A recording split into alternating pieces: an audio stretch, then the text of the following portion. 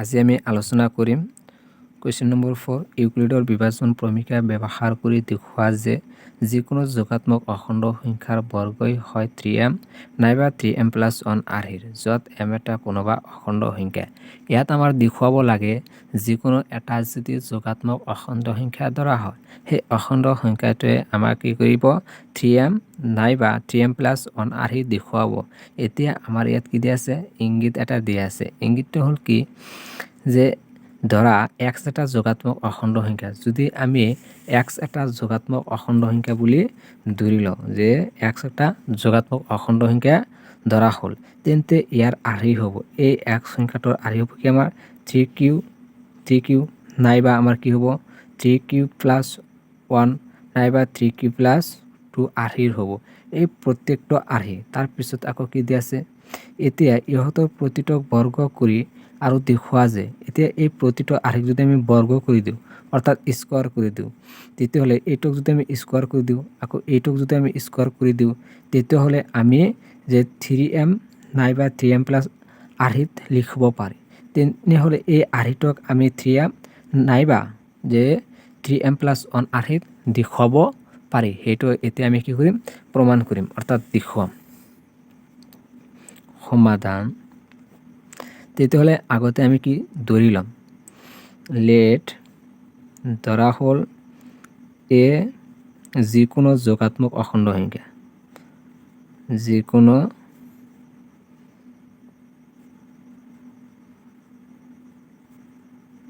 যোগাত্মক অখণ্ড সংখ্যা। যেহেতু ইয়াত 3m আৰ্হি আছে গতিকে এটা আমি লিখিম আৰু b = 3। এতিয়া আমি কি কৰিম b ৰ মান 3। যেহেতু b ৰ মান 3 পাইছোঁ এতিয়া আমি কি কৰিম ইউক্লিডৰ বিভাজন প্ৰমিকা ব্যৱহাৰ কৰাৰ কথা কৈছে। ইউক্লিডৰ বিভাজন প্ৰমিকা কি আছিল? ইউক্লিডৰ বিভাজন প্ৰমিকা আছিল a = bq + r 0 <= r b। এইটো আমাৰ কি আছিল ইউক্লিডৰ বিভাজন প্ৰমিকা। এই সূত্ৰটো এতিয়া আমি কি কৰিম ব্যৱহাৰ কৰিম। যেহেতু a = b, এতিয়া আমি b ৰ মান কিমান পাইছোঁ 3 পাইছোঁ গতিকে ইয়াত কি লিখিম 3। তাৰপিছত কি আছিল q লিখিলোঁ r আকৌ ইয়াত কি আছিল 0 <= r b। b ৰ মান আমি কিমান পাইছোঁ 3, ইয়াত আমি লিখিম 3। এইটো আমাৰ কি হৈ গ'ল ইউক্লিড বিভাজন প্ৰমিকা আমি ব্যৱহাৰ কৰিলোঁ। এতিয়া আহা যে 0 <= r <3 এইখিনি অৰ্থ হ'ল r ৰ মান 0 পৰা কি 3 সৰু হ'ব লাগিব ইয়াৰ চৰ্ত। গতিকে আমি ইয়াত লিখিব পাৰোঁ যে ইয়াত r = কি r ৰ মান 0 আকৌ 0তকৈ কি ডাঙৰ, তেতিয়াহ'লে r ৰ মান কি 0 ধৰিলোঁ আকৌ 0তকৈ ডাঙৰ কি 1 ধৰিলোঁ। আকৌ কিমানলৈকে আমি ধৰিব পাৰিম r <3 অৰ্থাৎ 3তকৈ r ৰ মান সৰু হ'ব লাগিব, তেতিয়াহ'লে আমি 2লৈকে ধৰিব পাৰিম। এতিয়া আমি কি কৰিম এই r ৰ মান এটা এটাকৈ ধৰিম আৰু এই ইউক্লিডৰ বিভাজন প্ৰমিকাত ব্যৱহাৰ কৰিম অৰ্থাৎ বহুৱাই দিম। তেতিয়াহ'লে যদি আমি ধৰি লওঁ যে যদি r = 0 হয়, যদি প্ৰথমে r ৰ মান 0 ধৰা হয় তেন্তে আমাৰ কি হ'ব এতিয়া এইটো সমীকৰণত বহুৱাই দিম। তেতিয়াহ'লে হ'ল a = 3q + r ৰ ঠাইত আমি কি বহাম 0 বহুৱাই দিম। তেতিয়াহ'লে ইয়াত আমাৰ কি হ'ব 3q। এতিয়া আমাৰ কি কৰিব লাগে বৰ্গ কৰিব লাগে। কিহৰ কাৰণে ইয়াত আমাৰ কি আছিল কোৱা আছিল যে যিকোনো যোগাত্মক অখণ্ড সংখ্যাৰ বৰ্গই হয় 3m। যেহেতু প্ৰতিটো অখণ্ড সংখ্যা এইটো কি আছিল আমাৰ এইটো এটা অখণ্ড সংখ্যা আছিল, গতিকে এই অখণ্ড সংখ্যাৰ আৰ্হিটো যদি আমি বৰ্গ কৰি দিওঁ তেতিয়াহ'লে আমি কি পাম 3m নাইবা 3m + 1 আৰ্হি পাম। গতিকে আমি এতিয়া কি কৰিম এই সংখ্যাটোক এতিয়া আমি বৰ্গ কৰি দিম। তেতিয়াহ'লে ইফালে আমি কি কৰিলোঁ স্কোয়াৰ কৰি দিলোঁ, তেতিয়াহ'লে ইফালে কি কৰিব লাগিব স্কোয়াৰ কৰিব লাগিব। এতিয়া যদি এইটো স্কোয়াৰ কৰি দিওঁ তেতিয়াহ'লে ইয়াত আমাৰ কি হ'ব যে a² = এতিয়া এইটোৰ লগত স্কোয়াৰ আছে 9 আকৌ এইটোৰ লগত স্কোয়াৰ আছে গতিকে q²।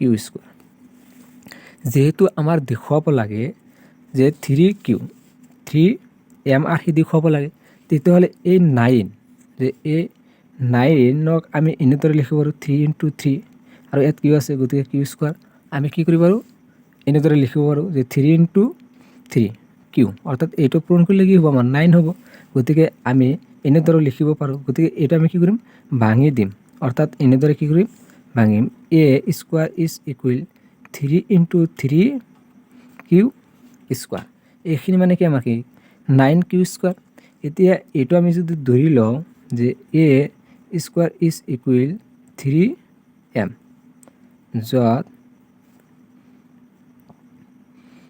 m is equal 3 q square যদি এমৰ মান এইটো আমি এমৰ মান ধৰি লওঁ তেতিয়াহ'লে আমাৰ ইয়াত কি হ'ব 3m গতিকে এইটোৱে আমাৰ দেখুৱাব লাগে গতিকে আমাৰ প্ৰথম এটা হৈ গ'ল এতিয়া আকৌ আমি কি কৰিম আৰু মান কিমানলৈকে আমি ধৰিব পাৰিম আৰু মান আমি প্ৰথম কি আছিল 0 তাৰপিছত 1 এতিয়া আমি আৰু মান কি ধৰিম 1 ধৰিম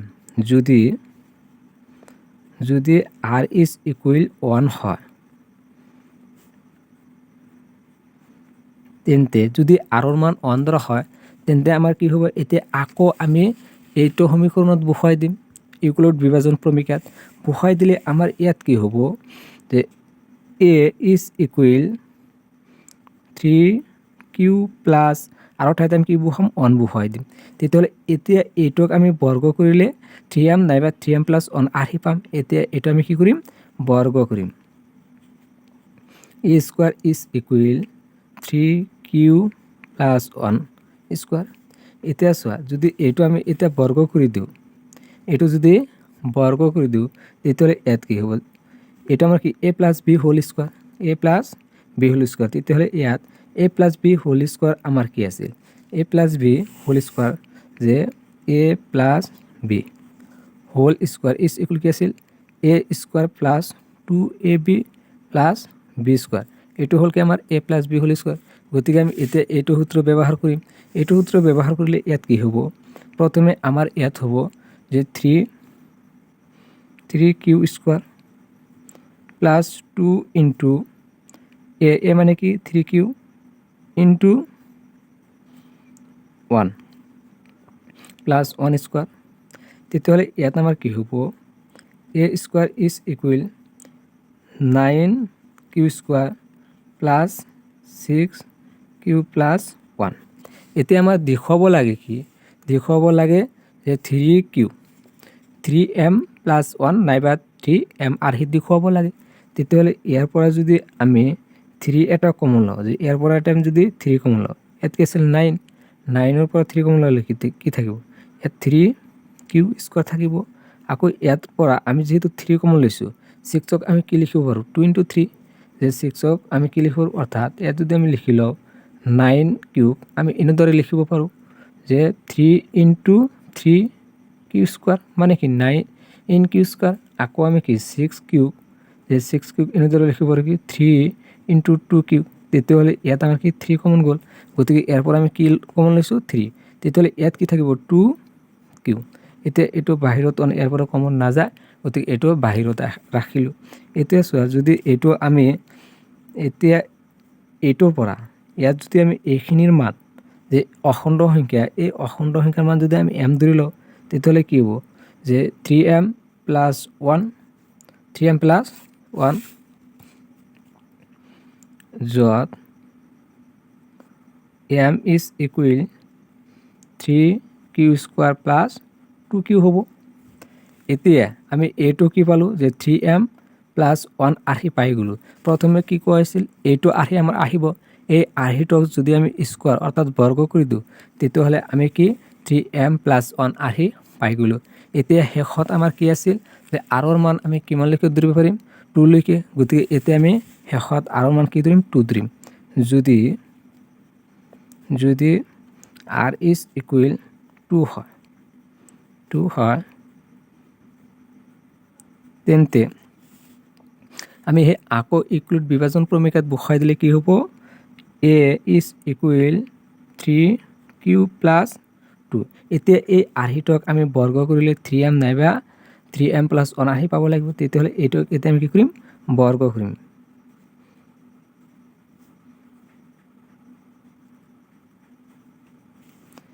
এইটোহে একেদৰে যদি আমি a plus b whole square সূত্ৰত ভাঙি দিওঁ, a plus b whole square সূত্ৰত ভাঙিলে কি হ'ব 3q square plus 2 into 3q into 2 plus 2 square.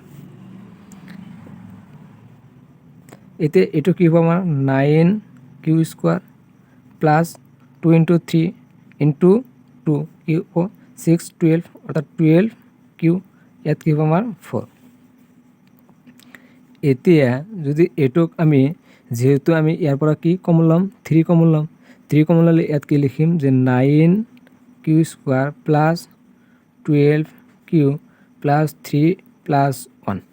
তেতিয়াহ'লে চোৱা ইয়াৰ পৰা আমাৰ কি কমন আহিব, এই তিনিটাৰ পৰা আমি কি 3 কমন ল'ব পাৰোঁ, এই তিনিটাৰ পৰা 3 কেনেকৈ 9ক ইয়াৰ আগতে আমি পাইছোঁ যে 9ক আমি লিখিব পাৰোঁ যে 3 ইনটু 3q স্কোৱাৰ, আকৌ আমি এই 12ক লিখিব পাৰোঁ 3 ইনটু 4q, আকৌ 3ৰ পৰা কি কমন যাব 3 পৰা আমাৰ 3 কমন যাব 3 ইনটু 1, 3 কি লিখিব পাৰোঁ 3 ইনটু 1।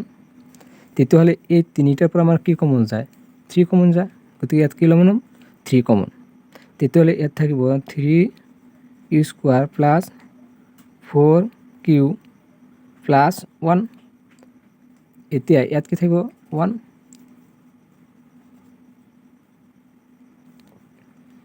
এতিয়া এইটোক যদি আমি এই গোটেইখিনিক m বুলি ধৰি লওঁ তেতিয়াহ'লে কি হ'ব 3m প্লাছ 1,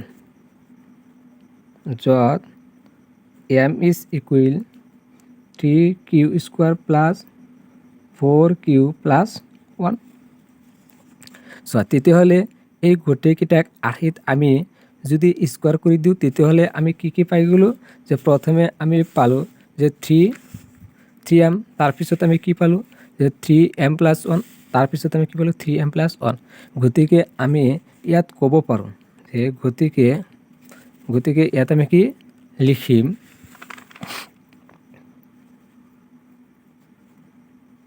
গতিকে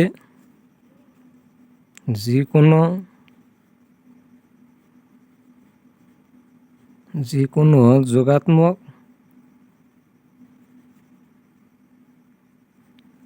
অখণ্ড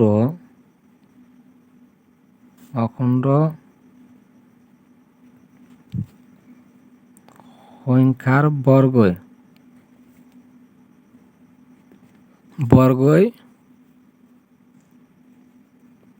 হয় 3m বা 3m প্লাছ 1 আৰ্হিৰ।